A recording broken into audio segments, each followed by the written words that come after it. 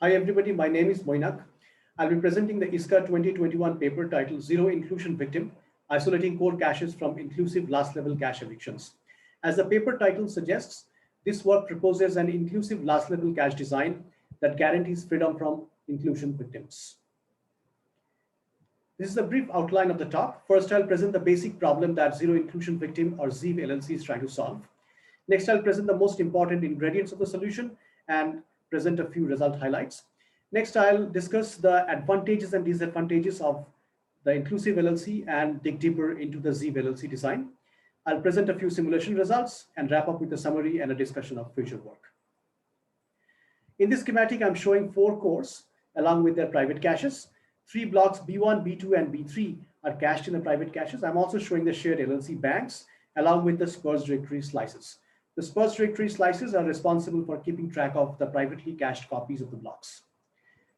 When B2 is evicted from the LLC, since the LLC is inclusive, it sends a back invalidation to core C1, and C1 invalidates block B2, generating an inclusion victim. It also removes the directory entry E2 because it's not needed anymore. Similarly, when block B1 is evicted, it sends invalidations to core C0 and C3, which invalidates the block B1, generating more inclusion victims. So inclusion victims increase private cache and LLC misses because some of these victims could actually be live at the time of victimization. And that leads to performance degradation and inflation in interconnect traffic. However, inclusion victims are not fundamental to the inclusion property because inclusion property is just a subset property. But inclusion victims arise due to the way the inclusive LLC contents are managed. So we question the traditional way of designing inclusive LLC in this work and ask whether we can design an inclusive LLC that is guaranteed to never generate inclusion victims. The solution to this question essentially leads to the Zero Inclusion Victim LLC design. So in our work, when B2 is evicted, instead of generating back invalidations, we relocate the block to a different LLC set, which we refer to as a relocation set. And the directory entry of B2 keeps track of the location of the block. Similarly, when B1 is evicted, we relocate the block to a relocation set, and the directory entry of B1 keeps track of the location of the relocated block. So the first challenge here is to efficiently find a relocation set that has at least one block with no privately cached copy, because this is the block that will be evicted to make room for the relocated block. However, such a relocation set is guaranteed to exist because inclusive LLC capacity is more than aggregate private cache capacity. So that guarantees existence of a location where we can relocate a block. The second challenge is to efficiently manage accesses to and replacement of relocated blocks. And the third challenge is to efficiently find a good relocation set to make global victim choices high performance. And this leads to high performance ZIV LLC designs. Our design satisfies 3 key goals. First, the performance is close to non-inclusive LLC. Second, it supports large L2 caches. And third, it is energy and area efficient. Overall, ZIV LLC is the first inclusive LLC design that guarantees freedom from inclusion victims and isolates core caches from inclusive LLC evictions. We evaluate our proposal on 8-core and 128-core chip multiprocessors with multi-threaded and multi-programmed workloads. The ZIV LLC performs close to a non-inclusive LLC for different types of LLC replacement policies. In this work, we study the LRU and Hawkeye policies. ZIV LLC gracefully supports private L2 caches with capacity up to half the LLC capacity. ZIV LLC comfortably outperforms related proposals such as QBS and Sharp, and the performance lead of ZIV grows with increasing L2 cache capacity. Before we dig deeper, we need to first understand why should we even bother about inclusive LLCs. And the primary reason is that inclusive LLCs offer a significantly simplified cache coherence protocol in a chip multiprocessor. For example, when a private cache miss request looks up the sparse directory slice and the LLC bank in parallel, there could be multiple different outcomes. For example, both could be hits, in which case the cache coherence protocol kicks in and generates a response. It could miss in the directory and hit in the LLC, in which case the LLC will generate the response.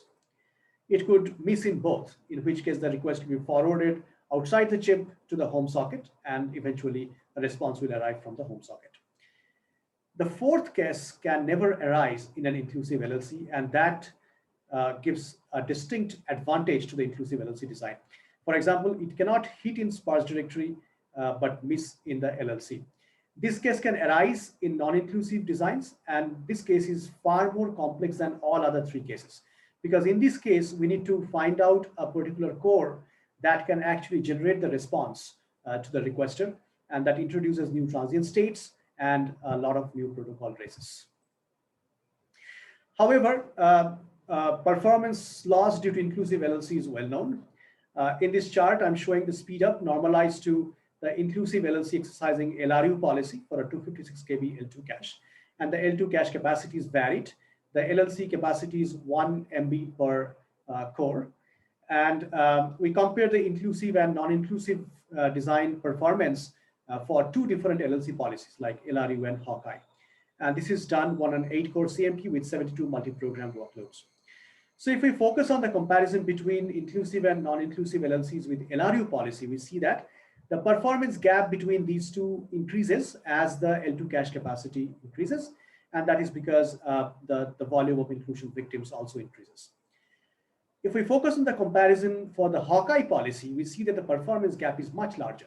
The inclusive LLC falls a lot behind the non-inclusive design. And also some of the workloads in the inclusive design suffers a lot. For example, here you can see the range of the speed up, and some of the workloads suffer as much as 16% slowdown in performance, and here 22%. So in general, performance loss increases steeply as LLC replacement policy approaches the Beladi's mean policy. And the reason is that Beladi's mean replaces the farthest in future block that has the farthest in future reuse. And when the working set is very large and the access pattern is nearly circular, the farthest in future reuse block becomes the more recently reused blocks. And these blocks can generate a lot of inclusion victims. So now we can dig deeper into the ZIV LLC design. First, let us look at the relocation flow. When a new LLC field comes, it looks up the target LLC set as usual, and the replacement policy generates a victim, which looks up the sparse directory slice. If the sparse directory entry says that there is no privately cached copy, we can evict the block, and there's nothing more to be done. On the other hand, if the sparse directory entry shows that there are privately cached copies of the evicted block, this block is enqueued in the relocation FIFO, which participates in the LLC fill port arbitration. And once the LLC fill port is given to the relocation FIFO, it consults a next relocation set register, which helps it locate the next relocation set in the LLC, where this block will be relocated to. And in this particular set, it is guaranteed that there will be one LLC block that will have no copy in the private caches. So that block will be evicted, and that completes the relocation flow. So it is clear that relocation sets need to satisfy certain properties. For example, does the set have an invalid way? Does the set have a valid block with no privately cached copies? Both are good if the answer is yes, because in that case, the set could serve as a relocation set. So we'll refer to these two properties as the invalid property and not in private cache property. And to identify the sets with these properties quickly, we attach property bits to every LLC set. For example, here I'm showing the invalid property bit and the not in private cache property bit. Now, these property bits, when spanned across LLC sets, lead to property vectors. So in this case, I'm showing not in private cache property vector and invalid property vector. These are essentially bit vectors. And each bit vector gets a next RS register, which points to the next location, next round robin location within the vector that has a bit 1. Essentially, the next RS register points to the set LLC set that satisfies the corresponding property. And so now we can articulate the basic algorithm for locating a relocation set. If the invalid PV is not empty, meaning that at least one position has a set bit, we can use its next RS as the relocation set index. Otherwise, we can use the next RS of not in private cache property vector. So it boils down to efficiently computing the next RS register's content. And it turns out that we can do, and we can compute the decoded next RS from the decoded current RS and the property vector quite efficiently. Just to be sure that all of us are on the same boat, by decoded next RS, I mean the one hot code that is generated if next RS is passed through a decoder. And typically, this vector could be used to generate the word lines for accessing LLC relocation sets. We'll be directly computing the decoded next RS from the given property vector and the decoded RS. So in this case, I'm showing an example where the decoded RS is this current decoded RS that is being used for relocation. And this is the property vector. And notice that this location of the property vector is the next round robin location with a set bit.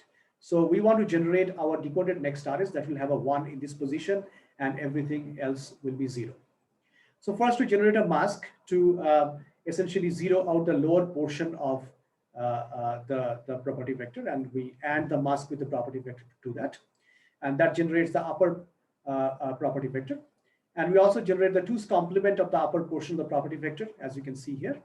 And when we add these two, that is the property vector's upper portion and 2's complement of that, we get the desired decoded next RS.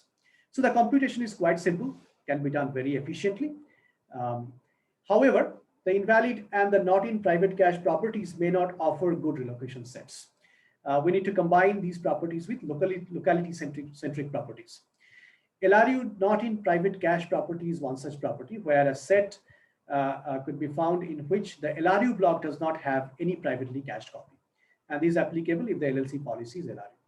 So to keep track of this property, we need another property vector in addition to invalid and not in private cache property vectors. And the algorithm would be that if invalid property vector is not empty, we can use its next RS to look at the relocation set. Otherwise, we can use the property vector of LRU not in private cache if it is not empty to find the next relocation set. If both of these are empty, then we can fall back to the not in private cache property vector for finding the relocation set. And we can apply this property vector to also LLCs which use RRPV or other non-LRU edge, and we'll refer to this as the max RRPV not in private cache property. And this will also require a third property vector, and the algorithm to find relocation set is similar to the LRU not in private cache. Ideally, we'd like to find a set where there is a block which is not privately cached and also unlikely to be used in near future. So we'll refer to this property as the likely dead not in private cache property, which essentially identifies a set having a likely dead block with no privately cached copies. And this is agnostic to LLC policy, but needs to identify likely dead blocks having no privately cached copies.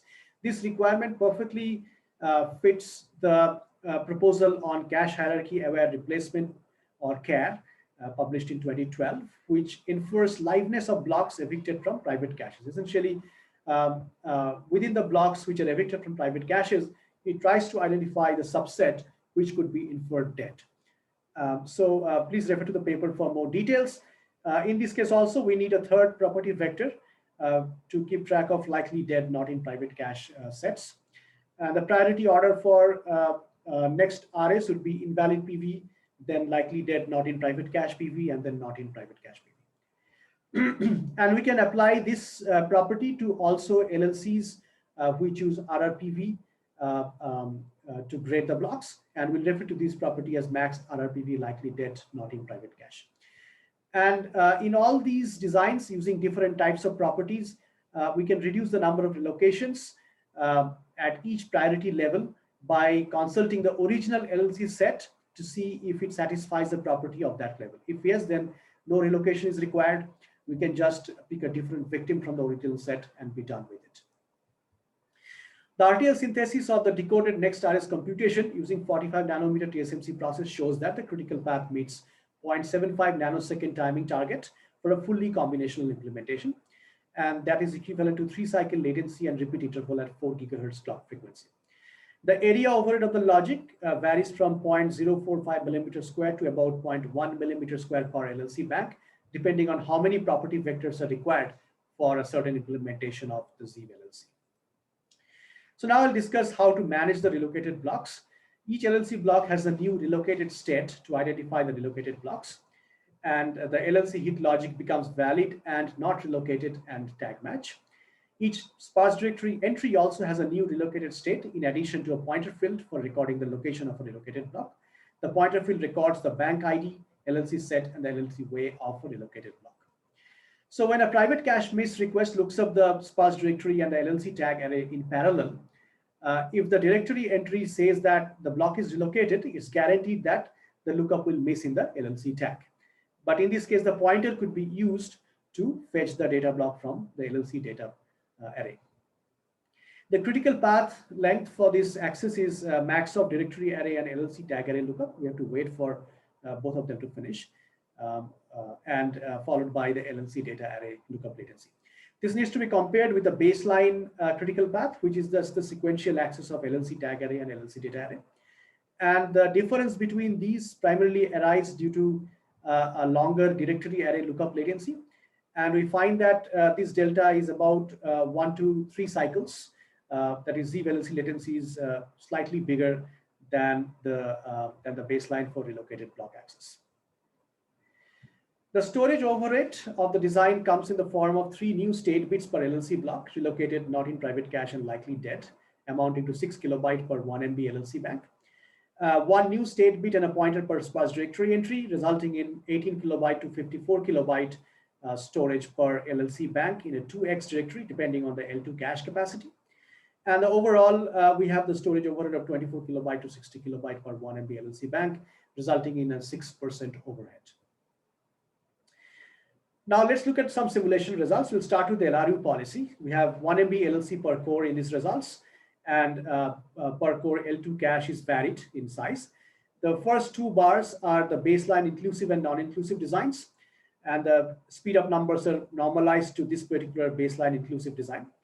And then we have QBS and Sharp, and then the basic ZIF policy, and then we have the LRU not in private cache and likely dead not in private cache properties in the ZIF LLC. So if we focus on the ZIF LLC designs, the design using likely dead properties surpasses or meets the non-inclusive LLC performance, as can be seen across the board. And QBS Sharp and the basic ZIF LLC designs fail to scale up performance with L2 cache capacity. And the primary reason for that is that the quality of global victims grows in importance of ZIF LLC performance with increasing L2 cache capacity. So that's why these designs fail to scale up as the private cache capacity increases. For Hawkeye policy, the trends are similar. The ZIF LLC design using the likely dead property comes close to non-inclusive LLC performance and scales gracefully up to 512 kilobyte L2 cache size. In this case, the 768 kilobyte L2 cache doesn't perform well, and that's primarily because we need better global victim selection policies to make that happen. We have also looked at designs with 2 MB LLC per core and 1 MB L2 cache per core. In this case, the trends are similar. As can be seen, the ZIF LLC design using the likely dead property continues to offer performance close to the non-inclusive LLC design. Now, it's important to understand how frequently we need a relocation, because that has implication on the logic design and also the energy expense. So here I'm showing the likely dead design with the LRU policy, and this shows the inter-relocation interval length in CPU cycles, and that is shown in log scale. And these 2 designs are for the Hawkeye policy. So as can be seen, the knee for the Hawkeye policy shifts to the left quite significantly compared to the LRU design.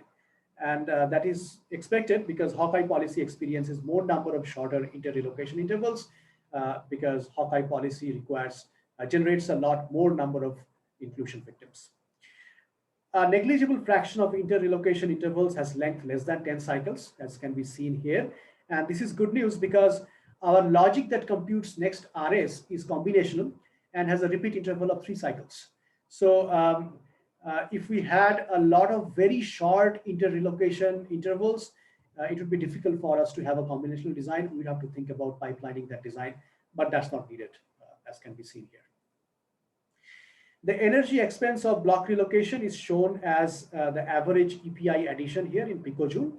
And as can be seen, the average EPI contribution is at most 12 picojoule here, arising from block relocation and wider directory. And that arises primarily in the Hawkeye design, because it requires more relocations. And this CPI addition is more than compensated by savings in the cache hierarchy and DRAM. And this is discussed in more detail in the paper. So in summary, we propose an inclusive LLC design that has no inclusion victim. It performs close to non-inclusive LLC. It retains the simplicity of cache coherence as in inclusive hierarchy. And the upshot is a happy family of on-chip caches. And also we can have big private caches, such as private caches of size half the LLC. In future, we plan to look at better global victim selection so that we can support even bigger private caches. And also we'd like to do a security analysis. Thank you.